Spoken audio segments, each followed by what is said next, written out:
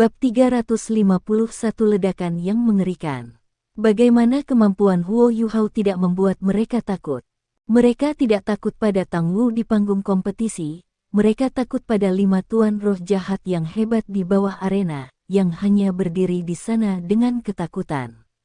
Mereka tidak lagi menutupi aura mereka. Seorang guru jiwa jahat yang masih sangat muda sudah begitu mengerikan. Dia telah mengalahkan dan membunuh gadis itu, yang memiliki jiwa bela diri malaikat dan memiliki elemen suci, dan menelannya sepenuhnya. Jika itu yang terjadi, maka kemampuan seperti apa yang dimiliki oleh penguasa roh jahat yang lebih kuat ini? Huo Yuhao mengangguk pada Ye Yulin dan berkata, "Karena saya sudah menang, maka tolong beri saya hadiah, Ketua Hakim." Bayangan muncul satu demi satu di samping Huo Yuhao. Wakil pendiri Gereja Roh Kudus telah membawa keempat tetua ke panggung kompetisi. Wakil pendiri menatap Ye Yulin dengan tatapan menyeramkan di matanya. Dia tidak mengatakan apa-apa, tapi aura yang naik dari tubuhnya menyebabkan Ye Yulin mundur ketakutan. Douluo Transenden. Dia sebenarnya Douluo Transenden. Dia Douluo Transenden yang jahat. Nangong Wan sangat senang dan puas saat ini. Dia mengangkat suaranya dan berkata, kejuaraan turnamen teknik elit jiwa kota Radiant milik aliansi Dusquater. Mulai saat ini dan seterusnya, taruhan kami selesai. An Litong, Sangguan Weier, apalagi yang harus Anda katakan? Para tetua dari dua organisasi bawah tanah lainnya sudah berdiri pada saat ini. Seorang Litong mengenakan wajah hitam, dan dia ingin membalas, tetapi dia akhirnya menahan diri ketika dia mengamati 5 master roh jahat yang perkasa di panggung kompetisi. Dia menggelengkan kepalanya dengan sakit. Wajah mungil Sangguan Weier tampak sedikit kendur karena matanya penuh dengan penderitaan. Kematian Ye Gui merupakan pukulan berat baginya. Nangong Wan berkata dengan bangga, "Baiklah, karena tidak ada lagi yang ingin Anda katakan, maka kami akan melanjutkan sesuai dengan aturan turnamen. Datanglah ke markas Dusquater Alliance besok, dan kami akan melakukan diskusi tindak lanjut yang menyeluruh." Seorang Litong mendengus dingin sebelum dia berbalik dan membawa perusahaannya pergi. Wajah Sangguan Weier tiba-tiba menjadi dendam saat dia melotot ke arah Huo Yuhao, sebelum dia juga berbalik dan pergi. Turnamen berakhir, diakhiri dengan cara yang mengejutkan dan menakjubkan, dan aristokrat, penonton, dan bahkan para penjudi yang telah memenangkan sejumlah uang dengan tergesa-gesa berdiri dan dengan cepat menghilang, satu demi satu. Mereka benar-benar tidak ingin melihat iblis mengerikan yang tersembunyi di bawah alat jiwanya yang berbentuk manusia. Ya, Huo Yuhao tidak berbeda dengan iblis di mata mereka saat ini. Hadiah Huo Yuhao dibagikan satu persatu di depannya. Logam langka ditempatkan di depannya, bertonton, dan kemudian ada alat jiwa kelas 9 yang tidak dapat diatasi, Jarum Ilahi Sunmun. Jarum Ilahi Sunmun sebenarnya adalah 2 alat jiwa berbentuk cincin, satu lebih besar dari yang lain. Cincin pertama berdiameter sekitar 1,5 meter, sedangkan yang lebih kecil berdiameter sekitar 1 meter. Yang lebih besar adalah emas, dan yang lebih kecil adalah perak. Pola-pola canggih terukir di seluruh permukaan mereka, dan bahkan Huo Yuhao merasa sedikit pusing hanya melihatnya, meskipun ia bisa dianggap sebagai insinyur jiwa kelas 7. Ye Yulin menghela nafas dan menyerahkan jarum ilahi Sunmun ke Huo Yuhao. Dia merendahkan suaranya dan berkata, "Kamu harus memiliki setidaknya 8 cincin jiwa sebelum bisa menggunakannya.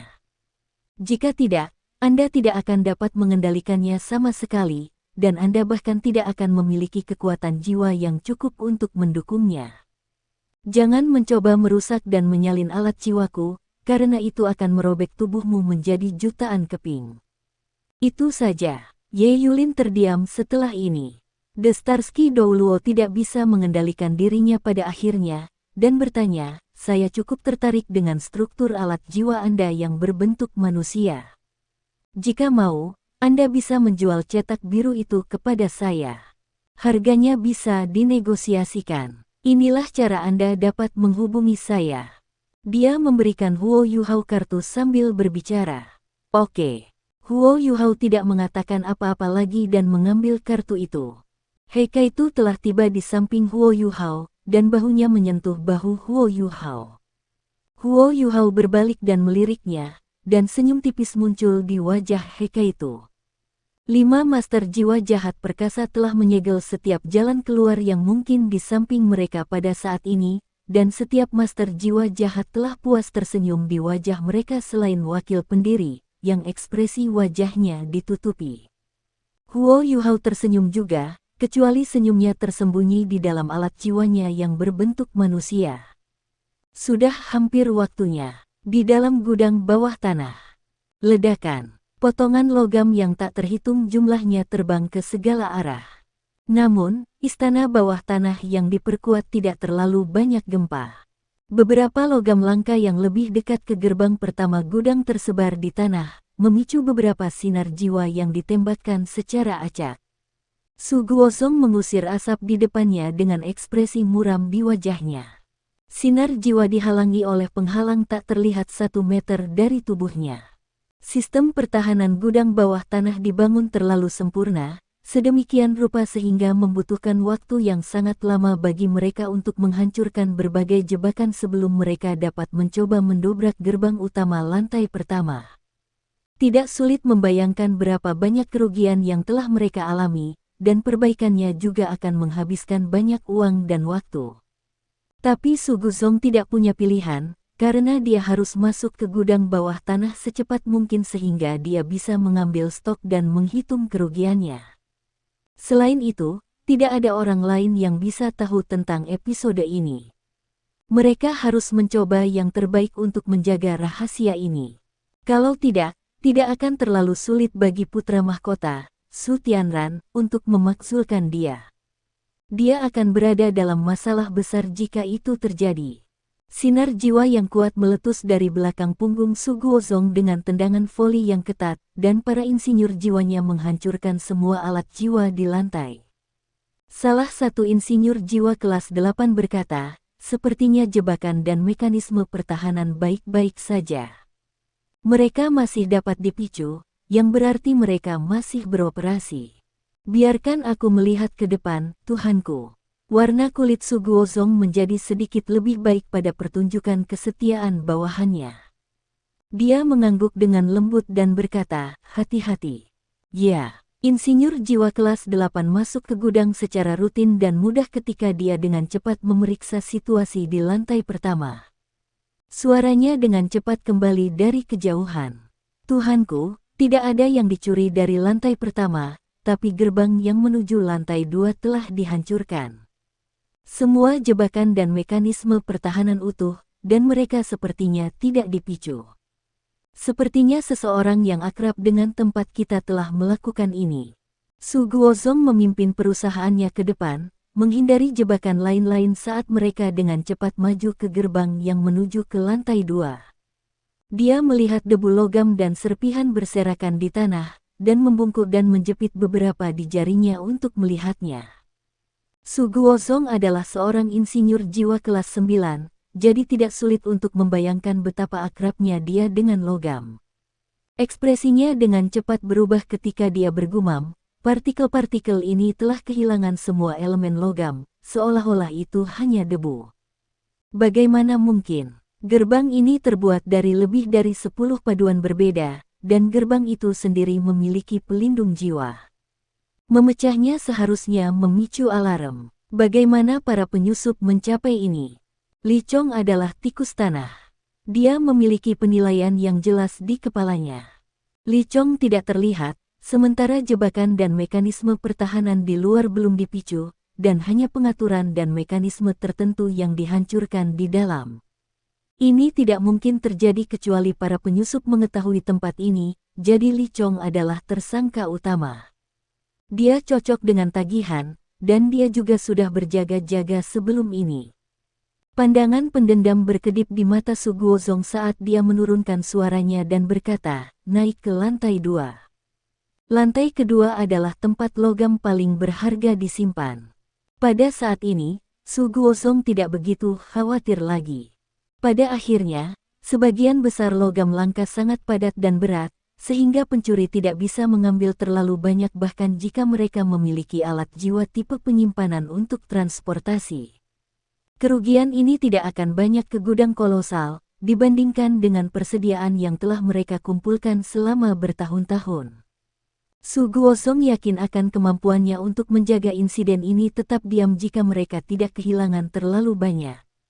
Namun, wajah Su Guozong dengan cepat berubah menjadi gelap dan suram ketika mereka memasuki lantai 2. Tumpukan logam langka yang semula tersusun rapi telah lenyap di tambalan besar, dan perkiraan kerugiannya mencapai tingkat yang mengerikan bahkan sebelum ia hanya 10 meter. Bajingan, dia pasti sudah merencanakan ini. Dia mencuri logam yang paling berharga. Wajah Su Guozong begitu suram, rasanya seperti emosinya menetes ke wajahnya. Warna di wajahnya berubah beberapa warna lebih gelap semakin dalam dia pergi. Kerugiannya jauh lebih besar dari perkiraan semula, dan mereka tidak bisa diukur dengan uang pada saat ini. Ini terutama benar karena beberapa logam langka telah sepenuhnya menghilang. Di antara mereka adalah Diamond Essence Gold, mereka bahkan tidak punya 1 ton di gudang ini, dan sekarang tidak ada setitik pun yang tersisa. Dan itu hanya satu contoh. Oh tidak, tuanku, gerbang lantai 3 telah dibuka. Salah satu suara bawahannya bisa terdengar dari jauh. Su Guozong tiba-tiba merasa agak pusing, dan dia hampir pingsan. Gerbang lantai 3 telah dibuka. Perasaan yang sangat tidak menyenangkan segera bangkit dari hatinya. Su Guozong dengan cepat membawa bawahannya ke gerbang yang menuju ke lantai 3. Gerbang ini dipecah dengan cara yang sama seperti gerbang lantai 2 telah dihancurkan. Pintu yang keras telah diubah menjadi debu dan ketiadaan. Apa yang membantunya sedikit rileks adalah alat jiwa yang hilang dari ruang penyimpanan yang luas dan luas di lantai 3 tidak begitu jelas. Curi mereka, bajingan. Kamu sangat baik, kenapa kamu tidak mengambil semuanya? Su Guozong berteriak histeris. Alat jiwa tipe penyimpanan memiliki batas volume yang bisa dikandungnya, tetapi logam langka yang dicuri masih memberinya sakit hati yang membelah. Pergi memeriksanya dan lihat apakah kita kehilangan sesuatu dari lantai 3. Suara gemetar bawahannya dengan cepat kembali ke telinganya. Yang mulia, semua botol susu tertutup dan cangkang meriam jiwa stasioner kelas 5 ke atas telah dicuri. Air mancur darah segar keluar dari mulut Su Guozong, dan wajahnya berubah pucat pasi. Kejam, Li Chong, bajingan itu, terlalu tidak manusiawi. Dia sebenarnya. Tepat pada saat itu, mata Su Guozong tiba-tiba melayang secara tidak sadar ke arah tertentu, karena cahaya merah samar sepertinya datang dari arah itu. Lampu merah meluas dengan sangat cepat, dan tidak butuh waktu lama sebelum peluru meriam stasioner yang menumpuk seperti gunung di bawahnya ditutupi dengan lapisan cahaya merah. Su Guozong adalah seorang insinyur jiwa kelas 9, dan dia dengan cepat melihat apa lampu merah itu ketika pandangan putus asa melintas di matanya. Dia bergumam pelan, sebuah bom meledak waktunya. Lampu merah melonjak ke langit. Terima kasih atas kontribusi Anda ke aliansi kami, Tang Wu. Ini milikmu. Aliansi Dusquater menempatkan hadiah di depan Huo Yuhao, termasuk peluru meriam jiwa stasioner kelas 9. Volume 28, ledakan yang mengerikan. Huo Yuhao mengantongi segalanya tanpa bertindak sopan sama sekali. Penghargaan ini adalah salah satu gol terpentingnya di turnamen ini. Terima kasih Pak, jika tidak ada yang lain, kami akan pergi. Huo Yuhao masih di dalam alat jiwa berbentuk manusia pada saat ini. Dia mengangkat kaki logamnya dan hendak pergi. Tunggu. Wakil pendiri mengangkat tangannya, dan menghalangi jalan Huo Yuhao dan Heke itu. Huo Yuhao bergumam dengan jelas, ada apa? Kami telah membantu Anda meraih kejuaraan. Apakah Anda masih tidak membiarkan kami pergi? Wakil pendiri tersenyum samar dan berkata, tentu saja tidak, tetapi ada beberapa hal yang ingin saya diskusikan dengan Anda. Menilai dari kemampuan Anda tampak seperti master jiwa jahat. Huo Yuhao tidak menanggapi secara langsung. Apa hubungannya dengan kalian? Wakil pendiri tidak bereaksi sama sekali karena sikap dingin Huo Yuhao. Dia melanjutkan dengan ramah, tentu saja itu ada hubungannya dengan kita. Karena kita sama. Aura yang menanamkan rasa takut yang intens ke dalam hati Huo Yuhao dan Heka itu langsung bangkit dari tubuhnya saat dia berbicara. Cahaya biru keabu-abuan membentang dari belakang punggungnya, dan lolongan yang sangat tajam dan melengking bisa terdengar. Cahaya biru keabu-abuan melonjak ke langit dan mengembun menjadi Phoenix, sementara aura jahat yang menakutkan itu melukis langit di atas panggung kompetisi biru keabu-abuan dengan kecepatan luar biasa. Aura kejahatan yang dahsyat. Tidak peduli seberapa kuat Huo Yuhao dan Heka itu, mereka merasa seluruh tubuh mereka menjadi dingin dan kaku ketika mereka merasakan aura yang terpancar dari tubuh wakil pendiri. Sepertinya roh mereka telah dikunci. Phoenix jahat. Itu sebenarnya Evil Phoenix. Itu adalah jiwa bela diri yang tangguh yang hampir dianggap sebagai jahat tertinggi. Wakil pendiri itu tidak diragukan lagi adalah Douluo Transcendent, dan dia mungkin lebih tinggi dari peringkat 95. Keempat penatua di belakangnya mundur beberapa langkah, wajah mereka dipenuhi rasa hormat dan kekaguman. Suara wakil pendiri sangat hangat dan lembut. Lihat, kita satu dan sama. Meskipun aku tidak bisa mengatakan apa jiwamu yang jahat itu, kamu dapat memiliki semua yang kamu inginkan jika kamu bergabung dengan kami. Ada pesona aneh dalam suaranya, dan suaranya membuat Huo Yuhao merasa seolah-olah jantungnya berdebar kencang. Dadanya, kamu bisa menggunakan kekuatan cahaya untuk melepaskan kemampuanmu sebagai tuan roh jahat, dan aku penggemar berat kemampuan pemanggilan necromantikmu. Anda adalah putra suci yang telah dicari gereja saya, dan kami sangat senang Anda telah datang kepada kami. Bergabunglah dengan kami, dan Anda akan menjadi diktator masa depan dunia. Tidak semua orang yang hadir telah pergi pada saat ini. Warga normal yang masih di sini diubah menjadi patung biru keabu-abuan saat cahaya biru keabu-abuan menyinari mereka dari langit. Mereka tidak bisa bergerak sama sekali, dan tampaknya ada perjuangan melawan roh-roh ketakutan di atas kepala mereka. Huo Yuhao merasakan jantungnya tenggelam. Gereja Roh Kudus begitu tak terkendali dan tidak bermoral. Apa artinya itu? Itu berarti mereka memiliki keyakinan mutlak pada kekuatan mereka. Pada saat itulah mata wakil pendiri tiba-tiba berbalik ke arah kota, seolah-olah dia merasakan sesuatu. Pada saat berikutnya, semua orang mulai merasakan bumi bergetar samar di bawah kaki mereka. Penatua Xuan juga merasakan ini, bahkan dari agak jauh. Dia berbalik kaget, dan dia satu langkah lebih awal dari wakil pendiri untuk menyadari bahwa ada sesuatu yang salah. Namun, persepsinya berbeda dari wakil pendiri Gereja Roh Kudus. Dia jauh lebih sensitif, dan dia bisa tahu bahwa gempa ini datang dari lokasi Huo Yuhao telah melepaskan sinyal hijau dari sebelumnya. Apa yang terjadi? Keraguan yang sama muncul di hati semua orang. Wakil pendiri melonjak ke langit dan berubah menjadi proyeksi cahaya biru keabu-abuan saat dia menyapu udara. Dia bergerak terlalu cepat, dan mengambil cahaya biru keabu-abuan yang telah menyebar melintasi langit bersamanya. Wakil pendiri menatap Radiant City dari 1000 meter di langit. Mata awalnya tenang dan tenang berubah pada saat itu, dan pupilnya menjadi setipis ujung jarum ketika dia menyaksikan sesuatu yang dia tidak akan pernah lupa selama sisa hidupnya. Sesuatu terjadi di salah satu sudut Radiant City. Tidak ada peringatan sama sekali ketika masa besar bangunan dan bangunan tiba-tiba runtuh dan tenggelam, sementara batu dan kerikil dilemparkan ke langit dari tempat tanah runtuh ke dalam. Bumi besar meraung dengan marah di saat berikutnya.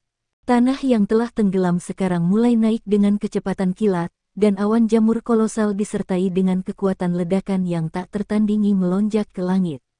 Wakil pendiri menonton dari 1000 meter di langit, tapi dia masih mempengaruhi pemandangan yang mengerikan ini. Dia langsung jatuh, dan berbaring rata di tanah. Boom, boom, boom, boom. Bumi mengerang dan bergemuruh. Segalanya gemetar dan bergetar, dan sepertinya neraka sendiri turun ke atas Radiant City pada saat itu. Tumbukan ledakan mengerikan yang tak tertandingi menyapu sepertiga kota terbesar di benua dalam sekejap mata, dan gelombang kejut yang dahsyat mengguncang seluruh kota. Bertonton kerikil dan debu yang tak terhitung terbang ke segala arah ketika jutaan pecahan dan serpihan puing melonjak ke langit. Tanah dan bumi mengepul di udara ketika gelombang kejut dan mengerikan terus berdesir di kota. Efek ini adalah sesuatu yang bahkan tidak bisa diselesaikan oleh peluru meriam stasioner kelas 9. Keseluruhan Radiant City bergetar dan mengerang karena ledakan, dan hancur sebelumnya. Ada lebih dari 10 juta orang dari seluruh benua di sini di Radiant City untuk berpartisipasi dan menonton turnamen. Ada banyak lagi yang berkumpul di pinggiran barat, semua menunggu hasil turnamen Elite Soul Engineering Turnamen. Namun, sepertiga dari Radiant City sudah runtuh, berapa banyak nyawa yang akan diambil oleh gelombang kejut itu. Langit gelap dan suram di benua Douluo pada hari ini, dan dunia berubah. Huo Yuhao adalah pelakunya, tetapi bahkan dia tidak tahu bahwa tindakannya akan menyebabkan sesuatu yang sangat mengerikan. Tidak ada warna di wajah Huo Yuhao saat ini. Dia tidak berani membawa Hekaitu dan dirinya sendiri ke dalam demiplan spektralnya karena ledakan mengerikan yang menyerupai kiamat nampaknya meledakkan ruang heterogen di sekitar mereka menjadi berkeping-keping.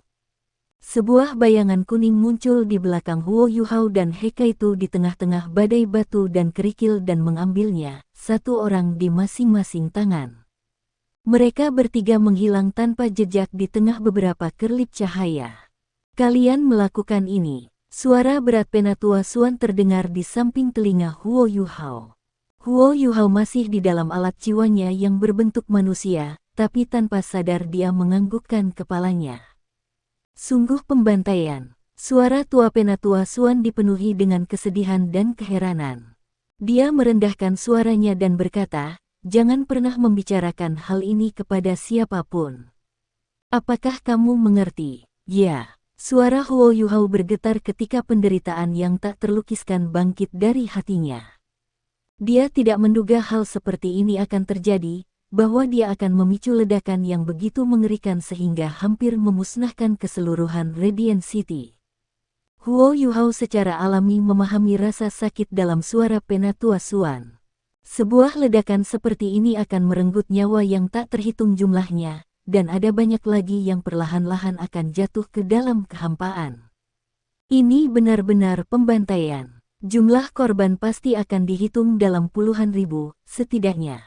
Dan dia, prajurit tertinggi, adalah pelaku dan pembunuh. Bibir Huo Yuhao menempel erat satu sama lain ketika Penatua Suan dengan cepat membawa mereka pergi seolah-olah itu adalah boneka kain. Grand Final Turnamen Master Pemuda Jiwa Kontinental Elite sama sekali tidak berarti pada saat ini. Tapi ada satu hal yang Huo Yuhao capai. Ledakan hebat ini, yang dikenal oleh generasi kemudian sebagai hari kegelapan dan kehancuran, benar-benar telah menunda rencana kekaisaran bulan matahari untuk menyerbu benua Douluo. Huo Yuhao, seorang prajurit tertinggi, telah mencapai tingkat kehancuran yang tak tertandingi dalam sejarah manusia. Huo Yuhao akan dikenal sebagai mata Asura di masa depan, dan Asura dalam namanya berasal dari ledakan yang mengerikan ini. Anggota lain dari Sekte Tang yang telah membantu mencapai prestasi ini juga gemetar di dalam.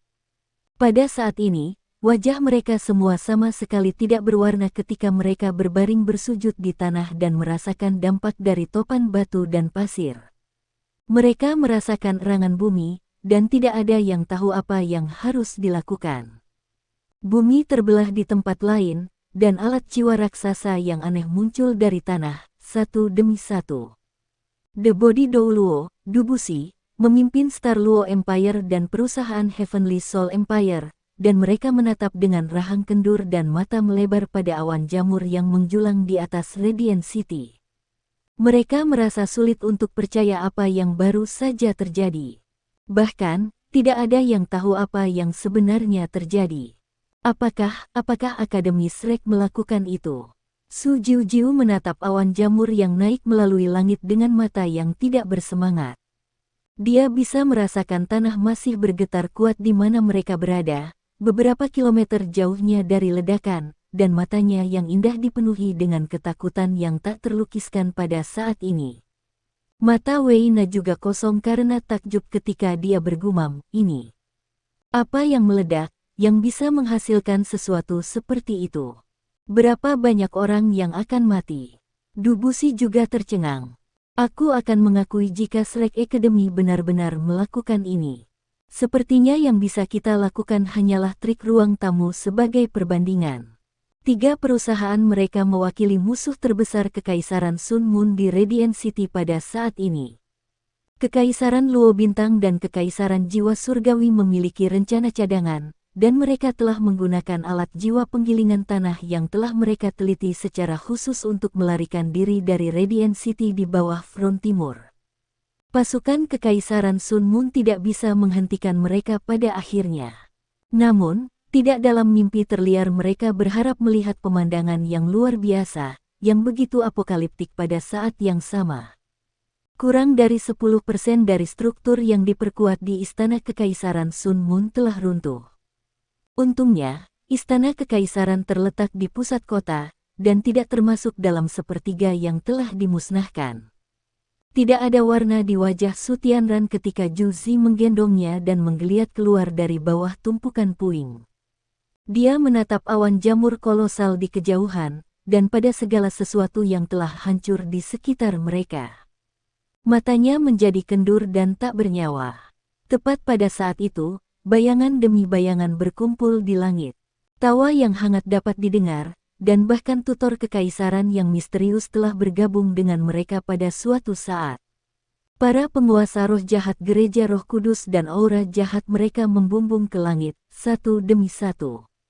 Penghancuran adalah malapetaka dan malapetaka bagi orang normal, tetapi bagi mereka, itu adalah kesempatan yang mereka impikan.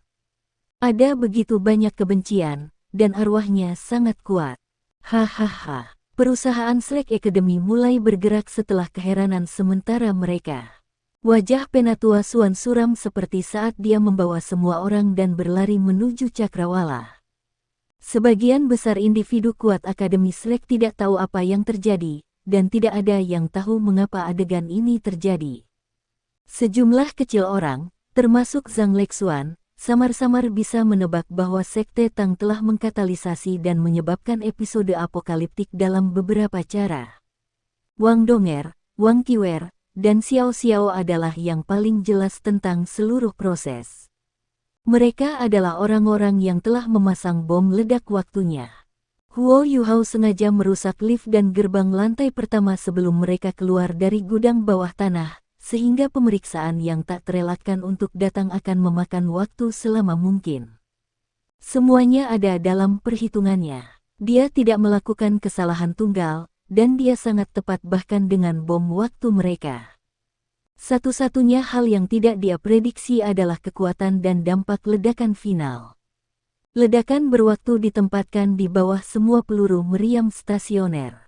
Setidaknya ada puluhan ribu peluru meriam stasioner, mungkin lebih, yang belum bisa mereka ambil. Tujuan Huo Yuhao sederhana, dia ingin menghancurkan gudang bawah tanah, dan dia ingin ledakan itu menguapkan semua logam langka yang tidak bisa mereka bawa, bersama dengan semua alat jiwa tingkat rendah. Dengan begitu, rencana invasi Kekaisaran Sun Moon akan tertunda oleh kerugian luar biasa. Menurut perkiraan Huo Yuhao tentang peluru meriam stasioner, dampak ledakan hanya akan menyebar selama 1 kilometer karena ledakan itu 100 meter di bawah permukaan. Ledakan itu akan memicu gempa besar, dan aula kebajikan termasyur akan mengambil kekuatan penuh dari bencana ini, karena mereka berada tepat di sebelahnya. Kekaisaran Sun Moon akan menderita kerugian yang tak terbayangkan jika gudang bawah tanah ini dan aula kebajikan termasyur dihancurkan pada saat yang sama, dan itu sudah cukup baginya. Apa Huo Yuhao tidak tahu adalah bahwa ada gudang bawah tanah lain, digali di bawah aula kebajikan termasyur. Gudang ini bahkan lebih terlindungi dan dijaga daripada yang mereka temukan, dan total 16 peluru meriam stasioner kelas 9 disimpan di sana. Ledakan yang dipicunya membangunkan alat penghancur ini yang tertidur jauh di bawah tanah. 16 kerang meriam jiwa stasioner kelas 9, di samping puluhan ribu kerang meriam jiwa stasioner di bawah kelas 5. Semuanya bersatu untuk menciptakan bencana ini di dalam Radiant City. Hari penghancuran tanpa cahaya. Itu adalah hari di mana Kekaisaran Sun Moon akan mengingat selamanya. Tim Slack Academy akhirnya melarikan diri ke pegunungan barat. Namun, semua orang merasa seolah-olah kaki mereka menjadi lunak. Mereka tidak bisa membayangkan bagaimana orang bisa selamat dari inti ledakan yang menakutkan itu. Ayo istirahat, perintah Penatua Suan dengan ekspresi hitam di wajahnya. Penatua Suan masih memegang Huo Yuhao, yang tampak tidak bernyawa seperti zombie di dalam alat jiwanya, dan dengan cepat menariknya ke satu sisi. Dia menurunkan suaranya dan berkata, "Semua orang dari Tang Sekte, datang ke sini. Wang Qiwer, Lexuan, datang ke sini juga." Semua orang menundukkan kepala dan berjalan cepat ketika mereka mendengar suara serius Penatua Suan. Orang-orang kuat lainnya dari akademi memiliki pemikiran yang sama. Tidak mungkin. Ledakan dalam Radiant City sebenarnya disebabkan oleh. Tidak ada yang bisa menghentikan pikiran ini dari membanjiri pikiran mereka, dan mata semua orang menjadi kendur. Penatua Suan menempatkan alat jiwa Huo Yuhao di tanah. Dia menurunkan suaranya dan berkata, "Buka dan keluarlah." Huo Yuhao membuka alat jiwa berbentuk manusia seperti robot dan mengungkapkan wajahnya yang pucat. Wang Donger buru-buru maju dan membantunya. Penatua Suan menatap Huo Yuhao, dan kemudian pada yang lain di sekitarnya. Wajahnya tampak serius seperti ketika dia berkata, "Siapa yang akan memberitahuku apa yang terjadi?" Bicara sekarang. Pandangan tak bernyawa di mata Huo Yuhao menghilang, dan matanya menjadi fokus sekali lagi. Dia mengangkat kepalanya dengan tekad dan berkata, "Saya melakukannya, Penatua Suan. Saya adalah orang yang mengatur segalanya. Kami menemukan salah satu gudang bawah tanah Kekaisaran Sun Moon, dan ada banyak logam langka yang tersimpan di dalamnya, bersama dengan sejumlah alat jiwa dan cangkang meriam jiwa yang diam. Saya mengubur bom waktu di bawah peluru meriam stasioner." Penatua Suan menarik napas dingin. Dia sudah menebaknya, tapi dia masih bisa merasakan dampak luar biasa ketika dia mendengarnya dari mulut Huo Yuhao. Dia hanya bisa berkata, "Yuhao, Yuhao. Apakah Anda tahu berapa banyak nyawa yang akan hilang, berapa banyak warga yang tidak bersalah telah meninggal? Kita harus menjadi penjaga benua, bukan algojo. Kamu. Huo Yuhao menunduk dan mengepalkan tinjunya dengan erat. "Ini semua salahku, Penatua Suan. Saya tidak akan menyingkirkan tanggung jawab saya, dan Anda dapat menghukum saya dengan cara apapun yang Anda inginkan. Tetapi bisakah kita menyelesaikannya setelah kita meninggalkan pegunungan barat? Deteksi spiritual saya harus tetap berguna untuk semua orang." Huo Yuhao tidak bisa disalahkan, Penatua Suan. Wang Donger memegang Huo Yuhao dengan erat di pelukannya, dan terdengar sangat emosional. "Kami tidak tahu ini akan terjadi." Huo Yuhao menemukan gudang bawah tanah itu dengan deteksi spiritualnya, dan dia mengambil risiko merusak jiwanya sendiri dengan memisahkan avatar rohaninya hari ini sehingga dia bisa membawa kita ke gudang bawah tanah itu, meskipun dia sendiri dalam situasi yang berbahaya. Dia melakukan semua itu sehingga kita bisa mengumpulkan cukup logam langka untuk Sekte Tang dan pengembangan akademi di masa depan. Pada saat yang sama, dia ingin melihat apakah kita dapat mengatur Kekaisaran Sun Moon kembali sehingga kita dapat mengganggu rencana invasi mereka di masa depan. Huo Yuhao memimpin kami setelah kami memasuki istana bawah tanah, dan kami menemukan di mana logam langka disimpan. Ada terlalu banyak di sana, sehingga Kekaisaran Sun Moon dapat dengan mudah memproduksi alat jiwa untuk perang. Kami masuk lebih dalam ke dalam, sampai kami mencapai lantai 3, tempat peralatan jiwa buatan berada. Kami mengambil kerang meriam jiwa stasioner tingkat tinggi dan meninggalkan yang lainnya. Hanya hal-hal itu yang bisa meledak. Huo Yuhao menghitungnya dengan cermat. Tempat itu 100 meter di bawah permukaan, dan strukturnya diperkuat luar biasa. Dampak ledakan tidak akan sehebat itu bahkan jika ledakan dipicu di dalam gudang.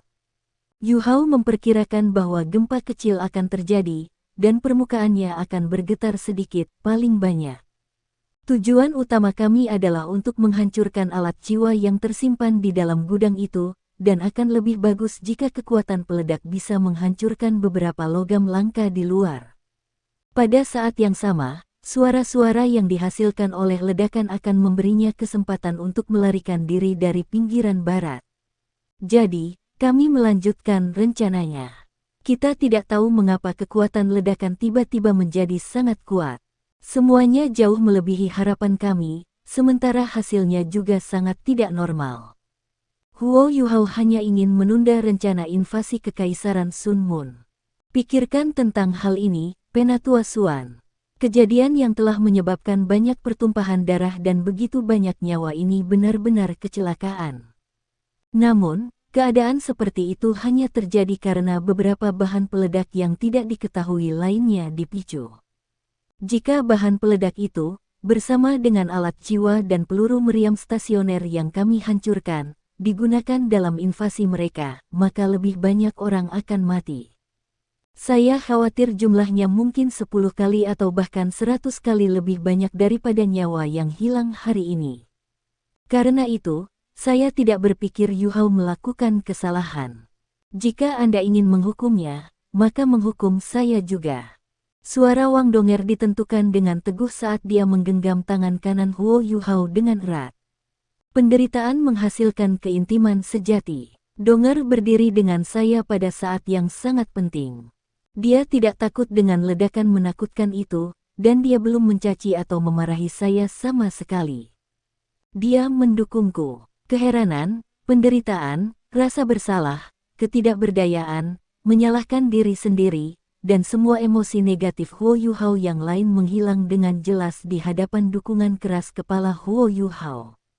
Kekuatan psikologis dan mentalnya selalu lebih tinggi daripada orang kebanyakan, dan kekasihnya berdiri bersamanya pada saat seperti ini.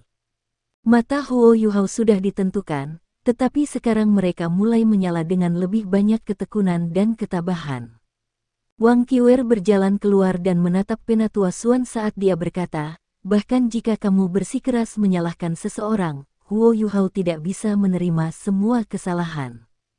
Dia hanya dalam bentuk rohaninya saat itu, dan dia tidak bisa melakukan apa-apa sama sekali. Donger, Xiao Xiao, dan aku adalah orang-orang yang memasang bom waktu itu, jadi kita adalah pelakunya. Dan jika ya, maka jadilah itu. Segalanya telah berubah seperti ini, jadi tidak ada gunanya membicarakannya lagi. Kata-kata Wang Qiwer menunjukkan ketangguhannya yang teguh, berbeda dengan argumen Wang Donger yang masuk akal. Kepribadiannya tidak berubah sedikit pun, meskipun dia berbicara kepada Penatua Suan. Xiao Xiao mengangguk dan berkata, ya, Qiwer benar. Kami bertiga adalah pelaku. Ini tidak ada hubungannya dengan Huo Yu Hao. Dia hanya membantu kami menghitung, dan hanya kami bertiga yang bisa melakukan operasi aktual. Kami adalah orang-orang yang membuat keputusan akhir. Huo Yu Hao memaksakan tawa dan berkata, kalian tidak perlu membantuku memikul tanggung jawab ini. Kesalahan adalah kesalahan, dan sekarang saya berpikir tentang hal itu, memicu ledakan di gudang itu mungkin memicu ledakan di gudang lain. Bahan peledak itu kemungkinan adalah alat jiwa tingkat tinggi yang disimpan dalam Illustrious Virtue Hall. Aku seharusnya memikirkan itu. Ledakan kami begitu dekat dengan Illustrious Virtue Hall. Menghancurkan Illustrious Virtue Hall adalah bagian dari rencana kami, tapi aku terlalu bersemangat untuk mencapai itu, dan menjadi bersemangat untuk sukses menyebabkan bencana ini. Banyak warga yang tidak bersalah mungkin mati, terutama karena turnamen Master Jiwa Continental Elite Youth masih berlangsung. Pasti ada banyak pelancong di Radiant City. Dia menekan bibirnya rapat-rapat setelah kalimat ini. Meskipun dia tidak menyukai Kekaisaran Bulan Matahari, warga Kekaisaran tidak bersalah, dan konsekuensi dari bencana ini tidak terbayangkan. Dia tidak tahu seperti apa hitungan kematian yang sebenarnya di dalam Radiant City. Emosi Penatua Xuan telah sedikit tenang. Dia akan mengatakan sesuatu ketika suara ramah, tapi agak berwibawa terdengar. Penatua Xuan, masalah ini tidak ada hubungannya sama sekali dengan mereka. Yu Hao dan aku adalah orang-orang yang merencanakan semuanya, dan aku adalah kakak tertua-tertua Sekte Tang, jadi akulah yang menentukan apakah kami melakukan operasi ini. Semua ini tidak akan pernah terjadi jika saya tidak membuat keputusan itu. Aku tidak layak lagi tinggal di halaman dalam, dan aku meminta akademi mengeluarkanku sebagai hukuman. Suara Bei Bei tenang, tetapi ditentukan. Wajahnya masih agak pucat, tetapi dia bisa bergerak sekarang. Bei Bei perlahan berjalan di depan Huo Yuhao dan berdiri di antara dia dan Penatua Yuan. Mata Penatua Xuan bersinar ketika dia menatap Bei Bei dan menunggu dia untuk melanjutkan.